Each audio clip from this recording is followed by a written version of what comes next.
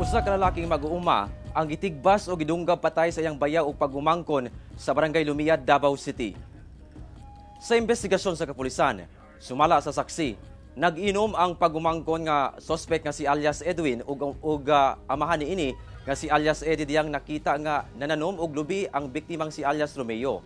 Misinggit matud pa ang pagumangkong suspect ngadto sa biktima nga magpatay kuno sila Martes sa hapon sa sitio Pag-ibig, Barangay Lumiad sa Paquibato District, Davao City. Miresulta kini sa sinumbagay sa duwa. Giitsa matud pa sa inahan ni alias Edwin nga si alias Gina ang sanggol sa iyang anak. Apan nailog kini sa biktima. Miuwang si alias Eddie.